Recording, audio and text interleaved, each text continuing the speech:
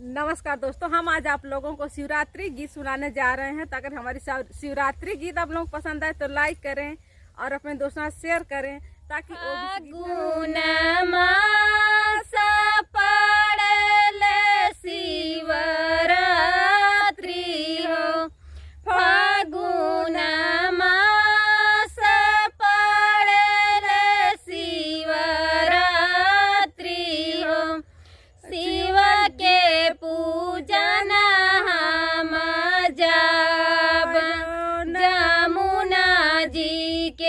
तीर रे शिव के पूजन हम जाब जमुना जी के तीर रे।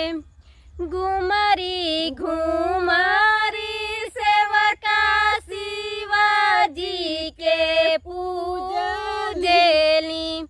घुमरी घुमरी सेवका जी के पूजेली।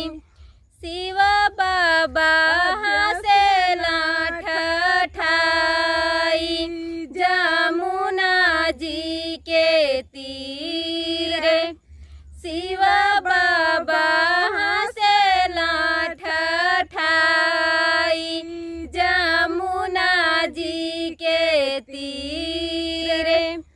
जवना मांगना सही मांगा बुए सेवा का हो। जवना मांगना तू ही मांगा बुए सेवा का हो। उहे मांगना हम देव जमुना जी के तीर। उहे मांगना हम देव जमुना जी के तीर। दशरथ जैसन ससुर मांगेला। राजा दशरथ जैसन ससुर मांगेला। माता कौशल्या जैसन सासु जमुना जी के तीर। माता कौशल्या जैसन सासु जमुना जी के तीर। बाबू लक्ष्मण जैसन देवर मांगीला।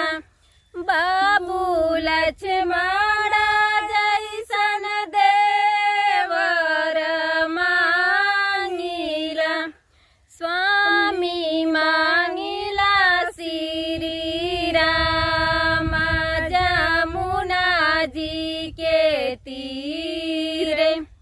स्वामी मांगीला श्री राम जमुना जी के तीर। मास पड़ले शिवरात्रि हो। फागुन मास पड़ले शिवरात्रि हो। शिव के पूजन हम जाब जमुना जी के तीर। शिव के पूजन हम जाब जमुना जी के तीर। तो दोस्तों, गीत कैसी लगी कमेंट में ज़रूर बताइएगा। फिर मिलते हैं अगली गीत में, तब तक के लिए बाय बाय।